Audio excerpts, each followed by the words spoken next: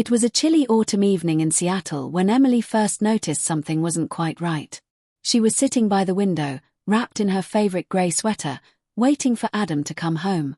The clock on the wall ticked past 8:30 p.m., an hour later than he usually got in from work. She texted him, "Everything okay? Dinner's getting cold." No reply. That wasn't unusual. Adam was an architect, and sometimes meetings ran long or deadlines kept him at the office. But recently, those late nights were becoming far too frequent. What used to happen once in a while now happened every other evening. At first, Emily blamed herself. Maybe she was being paranoid. Maybe she was just overthinking because things weren't as romantic as they used to be. After all, they had been together for almost 5 years. Maybe this was just how relationships changed over time. But deep down, a quiet voice kept whispering, "Something is off." The next morning, Adam finally responded to her text around 6:45 a.m. "Sorry, babe. Crashed on the couch at work. Didn't want to wake you." Emily stared at the message. Short. Rushed. No heart emoji, not even a kiss, things he always included before. But again, she shrugged it off. People have bad days. That evening, as they sat across from each other at dinner, she casually asked, "Hey, you said you slept at the office last night. Isn't that kind of uncomfortable?" Adam barely looked up from his plate. "Yeah, it was awful," he mumbled. "But I was too tired to drive back." Emily noticed he didn't offer more than that. No frustration about the long hours, no details about the project. Just avoidance. In the weeks that followed, Adam became distant. He started guarding his phone like it held top-secret information. The screen was always facing down, and he now took it with him, even into the bathroom. Once, she called out to him when he left it behind on the coffee table, and his reaction was almost defensive. "Don't touch my phone," he snapped, then softened. "I've got confidential client info on there." Emily nodded, pretending to understand. But her heart sank a little deeper. He had never reacted like that before. They used to be open about everything, sharing playlists, funny texts, even grocery lists. But now, a wall was building between them brick by brick. Emily tried to talk to him about the distance she was feeling. One night, curled up on the couch with a glass of wine, she said gently, "I don't know, Adam. I just feel like we're not as close as we used to be. You're not really present anymore." Adam scoffed. "Seriously, Em? You're making something out of nothing. I'm just tired. That's it." "But it's not just that," she insisted. "You've been working late every night.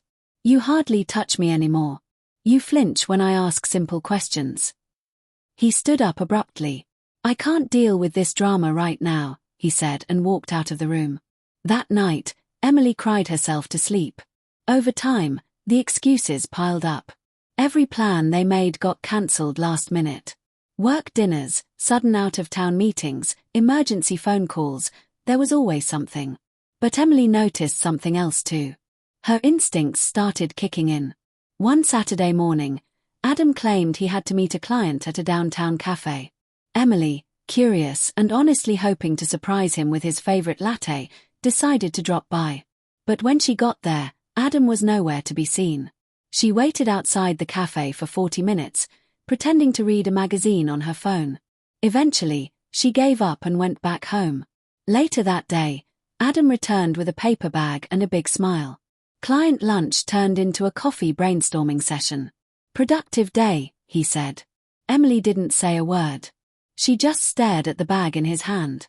It was from a restaurant on the opposite side of town. Emily knew something was wrong. But confronting Adam had become a mental battle. Every time she tried, he dismissed her, turned the tables, or called her insecure. It made her doubt herself. Was she really being needy? Was she just imagining things? But one night changed everything. She was cleaning the apartment when she found a receipt tucked into his jacket pocket. It was from a boutique hotel in the city. A single night stay, booked 2 weekends ago. When she asked him about it, his response was immediate and casual. "Oh, that. I booked it for a friend from Chicago who needed a last-minute place. He didn't have a card." Emily's heart raced. Which friend? Adam blinked. Greg. Remember? The guy who works in finance.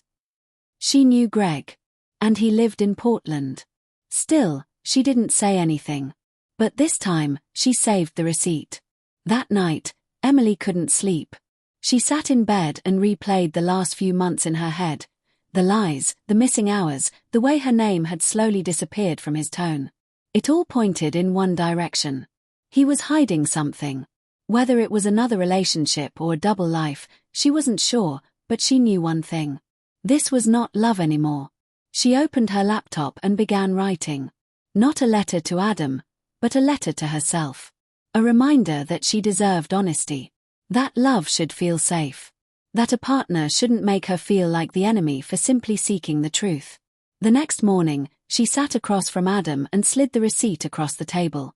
I called the hotel, she said calmly. You checked in. Alone. Adam froze. For the first time in months, he had no excuse ready. No lie on his lips. After a long pause, he finally muttered, I didn't want to hurt you. Tears welled in Emily's eyes, not because he admitted it, but because she already knew. You hurt me every day you lied, she whispered. Adam tried to explain, but she shook her head. It's done, Adam. I'm done.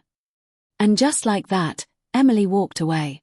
Months later, Emily stood at the same window in a new apartment, holding a warm mug of coffee.